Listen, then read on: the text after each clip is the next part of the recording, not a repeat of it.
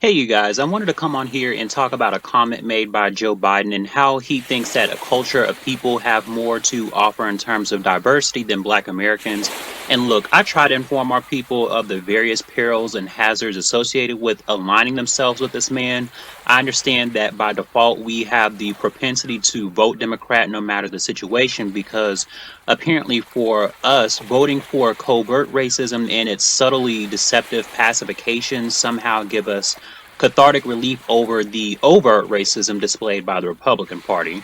And I remember having discussions with some black people on this a few days ago about how Joe Biden's racism is very coded. He's not the type to just throw the N word out there or speak in a manner similar to how Trump speaks. For Biden, it's more of the actions he makes in his political roles that help identify his racist ideologies. And for our community, a pathology exists where we believe that it will ultimately be up to someone non black to save us from the incessant and unremitting tyranny that plagues our community. Without proper organization and strategic critical thinking skills, this state of oppression will continue to last for several more centuries. And I was talking to a friend of mine about how some of our mentalities appear to be out of touch with reality. What I mean by this is it's extremely peculiar and odd that a group of people look for salvation and commiseration in another group of people that actively subdues them. However, like I've stated previously, time and time again, that because of our position for the past centuries and currently that we reach for straws and think that some type of assistance, whether it's perceived allyship in the form of duplicity or deliberate disrespect, is worthy of acceptance. But I'm going to go on a small tangent here for a second to help kind of reinforce my point. It's no coincidence that during the time Barack Obama occupied the presidency that he chose Joe Biden. A lot of black people don't understand that Joe Biden is one of the most conservative Democrats that this country has in terms of racial bias and his policies and beliefs. And really, Obama's presidency was more symbolic in nature since during his terms, he really didn't do anything to directly benefit the black community. Sure, he may have helped with unemployment and to a degree assisted with other systemic issues, but to me, it was merely sprinkles on an ice cream cone because largely black men are still the most unemployed. And things like hate discrimination is still alive and well, which greatly affects black women. I get that he wasn't a president for black people, but it's really messed up that the LGBT community had gotten a huge step up by receiving the right to get married in all 50 states in a decision made by the Supreme Court. So everyone gets their benefits except black people.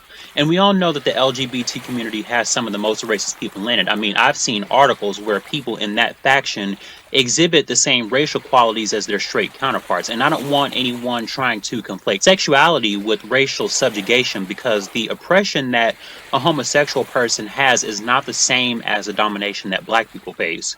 And yes, I know there are black people attracted to the same gender, but the difference with that is that they see your blackness first before anything else. So that's not the same. Article I'm about to read to you guys from CNN and an example of a screenshot that I took from an argument that I had with someone on Facebook. You'll see how problematic and psychologically compromising our understanding of politics is. I want to introduce you all to this amazing new sponsor, Ash Kickin. They are a black-owned health and beauty business that specializes in a multitude of potent and formidable products that will help enrich your skincare regimen. They take their time handcrafting some of the products so you know it's authentic and made with love and care. My personal favorites are the body butter and the African black soap. These both help to keep my skin clear and free of acne, and the best part is their health and beauty products are all natural. Also have hair care products unique and specific to our hair texture. Definitely make sure you guys check that out. The best part is every time I order from them, their shipping is fast and reliable, so make sure you guys check out Ash Kickin at www.ashkickin.com. Follow them on Instagram at ash.kickin. Like their page on Facebook. Make sure to follow them on Twitter at officialashkick and use my code ChrisMoore1 at checkout to get a discount on your skincare and health products. Ashkickin.com. Article by CNN says Biden seeks to clarify comment that Latino community is diverse, unlike the African American community. So it says Presumptive Democratic presidential nominee Joe Biden sought Thursday night to limit the political damage after he said in an earlier interview that the Latino community in the United States was diverse, unlike the African American community, with notable exceptions. In 3 tweets, Biden said he wanted to clarify his remarks, which President Donald Trump's campaign had seized on its latest effort to undercut the former vice president's support among black voters.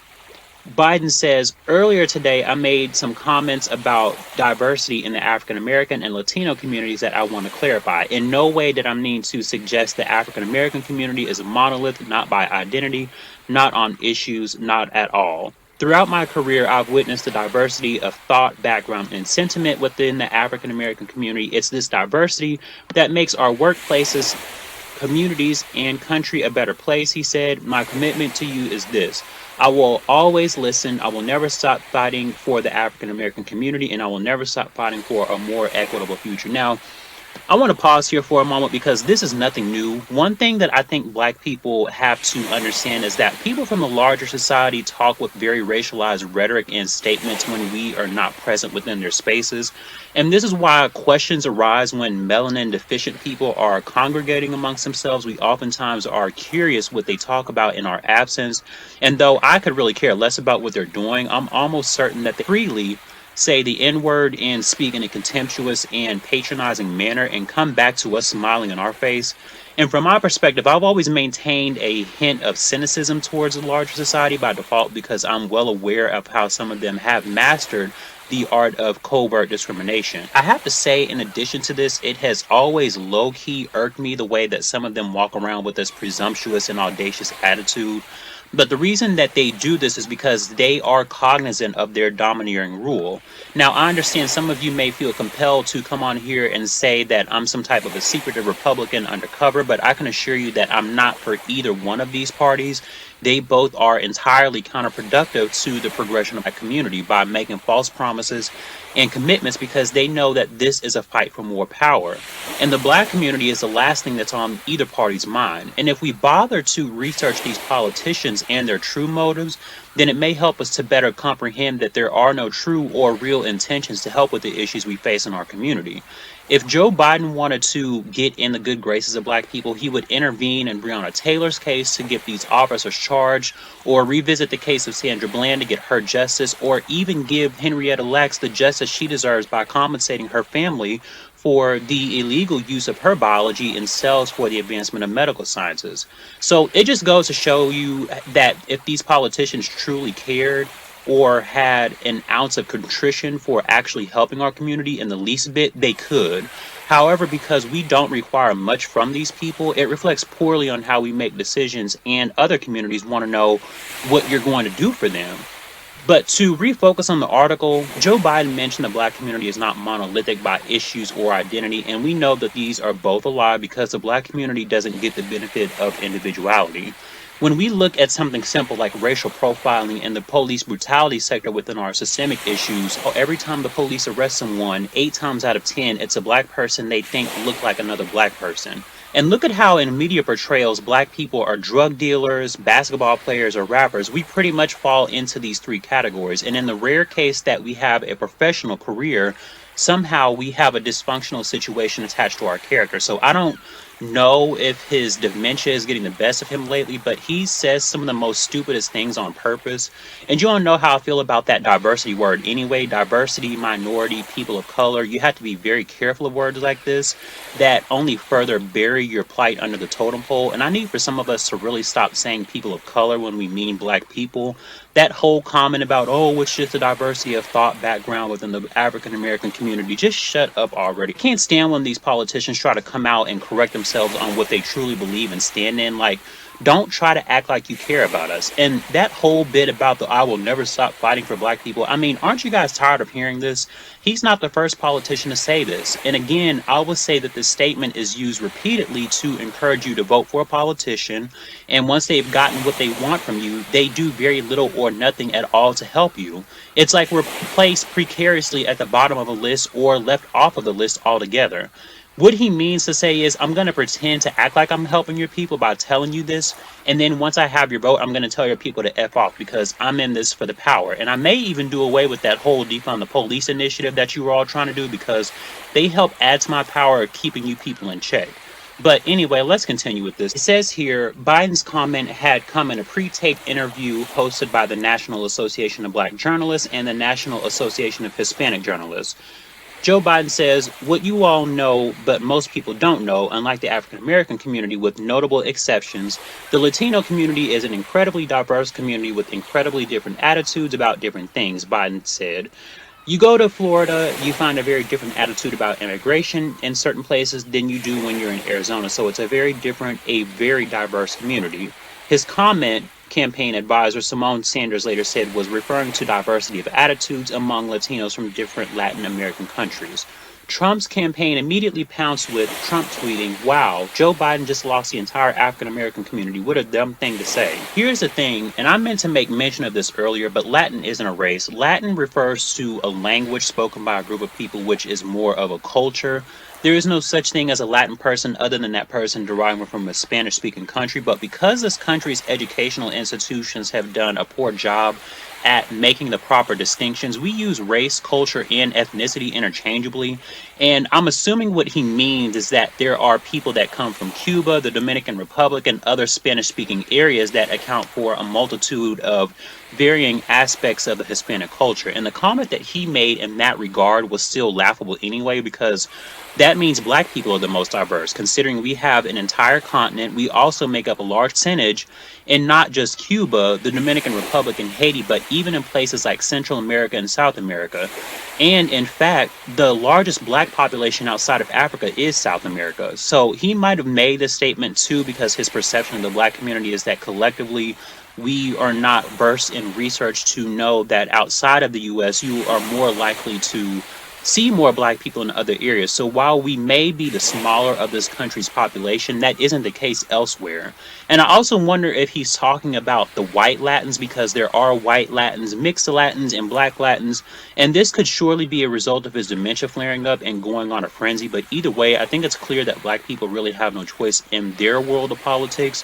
We have never been a priority in their politics, therefore it is not wise to continue engaging in this never-ending game of football where black people are the football at this point.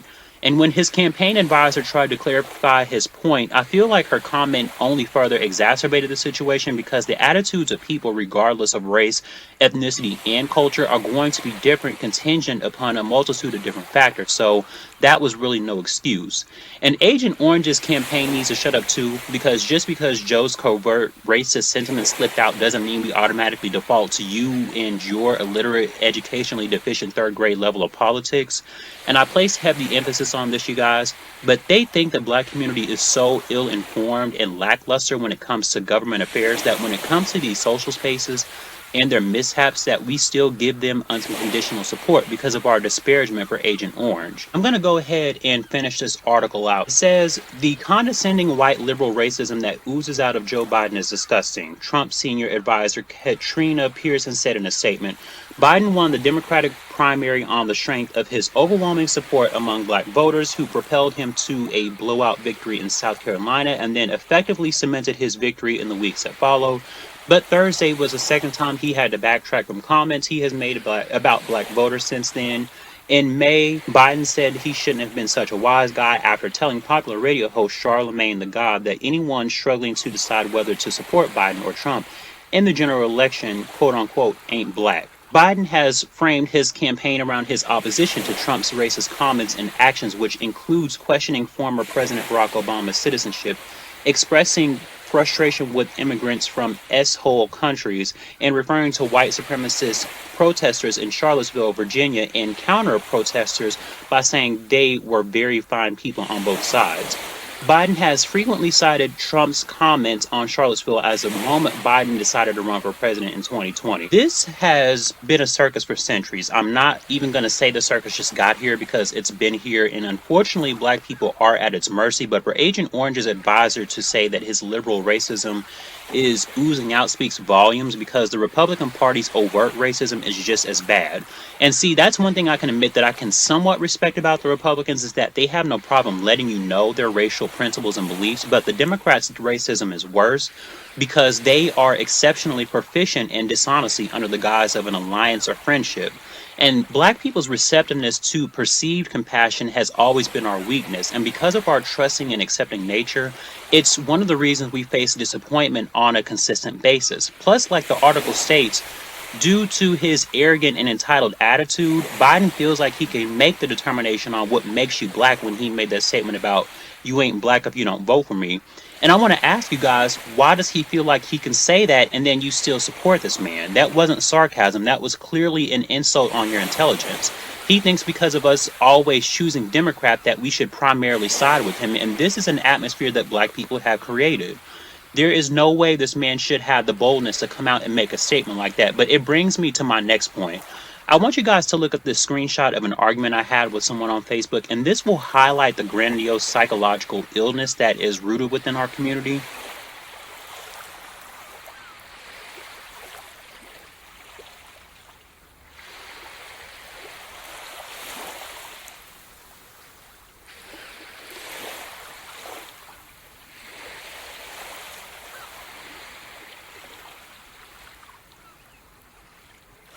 This isn't a normal occurrence. If anything, this corroborates my belief that we have no business entertaining the world of politics at all, because we don't understand how this system works and how our eternal forgive and forget nature works to our disadvantage.